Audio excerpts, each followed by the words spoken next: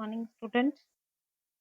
आज ये जो हम चैप्टर स्टार्ट करेंगे इसका नाम है नॉट फॉर प्रॉफिट ऑर्गेनाइजेशन। और ये जो चैप्टर है ये इसलिए इम्पोर्टेंट है क्योंकि देखो ये अकेला चैप्टर जो है इसकी वेटेज 10 मार्क्स है आपके सिलेबस में। 80 मार्क्स के पेपर में 10 मार्क्स का जो क्वेश्चंस हैं जो भी पूछा जाएगा वो इसी चैप्टर में से पूछा जाएगा। ध्यान देने वाली बात ये है कि 10 मार्क्स का मतलब है 10 मार्क्स इज इक्वल टू 2%।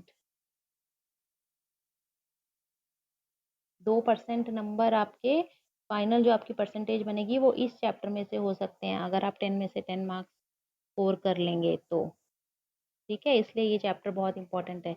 और इस चैप्टर को मैं आपको जो पढ़ेंगे हम वो जैसा आपके सिलेबस में दिया हुआ है बिल्कुल उसी हिसाब से पढ़ाऊंगी मैं आपको। इस चैप्टर में सबसे पहले आपके सिलेबस में लिखा है इसका मीनिंग और कंसेप्ट, तो पहले वो समझ लेते हैं। देखो नाम क्या है इसका, नॉट फॉर प्रॉफिट ऑर्गेनाइजेशन, यही है ना। तो नाम से ही पता चल रहा है ऑर्गेनाइजेशंस जो प्रॉफिट के लिए नहीं है, मतलब इनका मेन पर्पस जो है वो प्रॉफिट कमाना नहीं है। तो फिर किस लिए हैं भाई ये, देख लेते हैं डेफिनेशन में। एनपीओ, मैंने अगेन यहाँ पर लिखा है एनपीओ, आप पेपर में एनपीओ नहीं लिखेंगे, आप पूरा लिखेंगे नॉट फॉर प्रॉफिट ऑर्गेनाइजेशन। तो NPO refers to the organisations that are used for the welfare of the society without any profit motive. मतलब सोसाइटी की भलाई के लिए, सोसाइटी की अपलिफ्टमेंट के लिए ये ऑर्गेनाइजेशंस काम करते हैं और इनका प्रॉफिट अर्न करने का कोई पर्पस नहीं होता है। ठीक है, ऑल्दो ये अर्न तो करते हैं कुछ ना कुछ लेकिन प्रॉफिट कमाने के लिए ये काम नहीं करते हैं। इनका मेन पर्पस होता है समाज की भलाई के लिए, welfare of the weaker sections of the society. Examples देखो, गवर्नमेंट स्कूल्स, हॉस्पिटल्स, यहाँ पर गवर्नमेंट हॉस्पिटल्स की ही बात हो रही है, प्राइवेट हॉस्पिटल्स की बात नहीं हो रही है। क्लब्स, जैसे रोटरी क्लब्स होते हैं, स्पोर्ट्स क्लब होते हैं, क्रिएटिव क्लब होते हैं, कल्चरल क्लब्स होते हैं, ट्रस्ट एंड चैरिटेबल इंस्टीट्यूशन, जितने भी चैरिटी के पर्पज से इंस्टीट्यूशन बनाए जाते हैं वो सब नॉट फॉर प्रॉफिट ऑर्गेनाइजेशन में आते हैं। अब बात करते हैं एनपीओ के फीचर्स की, कैरेक्टरिस्टिक्स क्या क्या है। देखो पहला मेन फीचर वही है, मेन मोटिव क्या है, social welfare, upliftment of the society. दूसरा, these organisations are set up as charitable trust and societies. मैं सोसाइटीज के साथ देखो दिमाग में अपने आप कोऑपरेटिव सोसाइटी आ जाता है, लेकिन यहाँ हम कोऑपरेटिव सोसाइटी की बात नहीं कर रहे हैं, मैं चैरिटेबल सोसाइटी की बात कर रही हूँ। Society which is setup but for charitable purpose. Third point, इनकी एक्टिविटीज कौन मैनेज करता है, मैनेजिंग कमिटी। और कमिटी को सिलेक्ट कौन करता है, इसके जो मेंबर्स हैं वो सिलेक्ट करते हैं। कमिटी के जो, कमिटी में कौन चेयरमैन होगा, कौन प्रेसिडेंट होगा, कौन वाइस प्रेसिडेंट होगा, ठीक है, कौन कैशियर होगा, ट्रेजरर होगा, ये कमिटी के डिफरेंट रोल्स जो हैं वो कौन इलेक्ट करता है, कौन चुनता है, मेंबर्स चुनते हैं। और कैसे चुनते हैं, वोटिंग के थ्रू। तो their activities are managed by a managing committee, और कमिटी के मेंबर्स को इलेक्ट करते हैं बाकी के मेंबर्स वोटिंग के थ्रू। चौथा पॉइंट है मेन सोर्स ऑफ इनकम, पैसा कहाँ से आता है इन एनपीओ के पास, सब्सक्रिप्शंस, डोनेशंस, ग्रांट्स। सब्सक्रिप्शंस अभी हम आगे डिटेल में पढ़ेंगे, फिर से ये पूरा क्वेश्चन आता है सब्सक्रिप्शंस के ऊपर, इसलिए हम इसको आगे पढ़ेंगे। डोनेशन मतलब चंदा जो मिलता है, और ग्रांट मतलब financial help. Financial help government भी कर सकती है या कोई और प्राइवेट इंडिविजुअल भी कर सकता है इनकी फाइनेंशियल हेल्प। अच्छा जी, फिफ्थ पॉइंट क्या है, the funds raised by NPOs are credited to capital fund. जो भी पैसा इनको मिलता है वो कहाँ ऐड हो जाता है, क्रेडिट हो जाता है कैपिटल फंड में। अब कैपिटल के साथ क्योंकि कैपिटल का क्रेडिट बैलेंस होता है, तो जब कैपिटल बढ़ेगी तो क्रेडिट वर्ड ही आएगा, इसलिए यहाँ डेबिटेड नहीं आएगा, क्रेडिटेड ही आएगा। और ध्यान दें मैंने कैपिटल के साथ क्या वर्ड लिखा है, कैपिटल फंड, कैपिटल फंड। तो बैलेंस शीट में आपने अब कैपिटल नहीं लिखना है, आपने कैपिटल के साथ कैपिटल फंड लिखना है।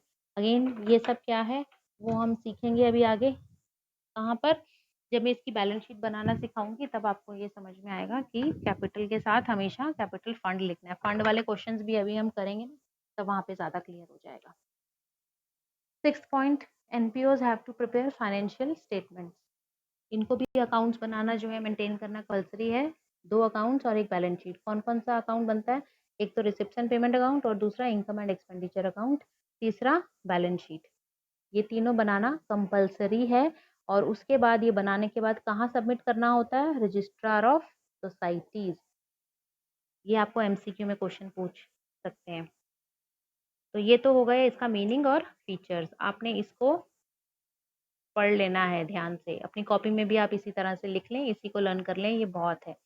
इसके बाद आपके सिलेबस में पूछा गया है कि एनपीओ मतलब नॉन प्रॉफिट ऑर्गेनाइजेशंस या नॉट फॉर प्रॉफिट ऑर्गेनाइजेशंस और प्रॉफिट ऑर्गेनाइजेशंस, इनमें क्या डिफरेंस है? तो 5 बेसिस के ऊपर मैंने इनको डिफरेंशिएट किया है, आप भी इसको ऐसे ही लिख लें और ऐसे ही लर्न कर लें।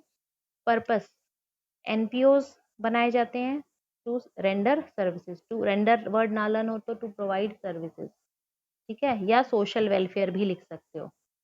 और प्रॉफिट अर्निंग ऑर्गेनाइजेशंस का मेन पर्पस क्या है? To earn profits. NPO formation and management दूसरा बेसिस जो है फॉर्मेशन एंड मैनेजमेंट। तो these are formed by members और मैनेज्ड बाय ट्रस्टीज लिखा हुआ है, ये ट्रस्टीज की जगह आप मैनेजिंग कमिटी भी लिख सकते हो, ठीक है, मैनेज्ड बाय मैनेजिंग कमिटी भी लिख सकते हो। दूसरा, प्रॉफिट अर्निंग ऑर्गेनाइजेशंस जो होते हैं they are formed and managed by owners. तीसरा, फंड्स कहाँ से आते हैं? NPO raise funds by subscription, grants, donation, जो मैंने फीचर्स में लिखा था वही यहाँ लिख दिया। और प्रॉफिट अर्निंग ऑर्गेनाइजेशन में जो ओनर अपनी कैपिटल लेके आता है वो फंड्स का सोर्स है। फाइनेंशियल स्टेटमेंट्स कौन कौन से बनते हैं ये भी फीचर्स में अभी हमने पढ़ लिया। एनपीओ में receipt and payment account, income and expenditure account and balance sheet. ये जो मैंने यहाँ लिखा है ये एक्सपेंस नहीं है, ये एक्सपेंडिचर है, ठीक है, ये वर्ड एक्सपेंडिचर है। और एंड प्रॉफिट अर्निंग ऑर्गेनाइजेशन में trading and profit and loss account और बैलेंस शीट, ये आप क्लास 11th में पढ़ चुके हो। इसके बाद आता है सरप्लस या प्रॉफिट। अब सरप्लस या प्रॉफिट क्या होता है? इस में आप देखो यहाँ मैंने एक तरह से फॉर्मूले के फॉर्म में लिख दिया है कि अगर आपकी इनकम ज़्यादा है, ये अगर इनकम ज़्यादा है एक्सपेंडिचर से तो आंसर आएगा सरप्लस, ठीक है। और इसी के अगेंस्ट अगर आपका एक्सपेंडिचर ज़्यादा है इनकम से तो आंसर आएगा डेफिसिट, ठीक। और प्रॉफिट ऑर्गेनाइजेशंस में ये आपको पता है, ये अगर आपका रेवेन्यू ज़्यादा है एक्सपेंस से तो आएगा नेट प्रॉफिट। और अगर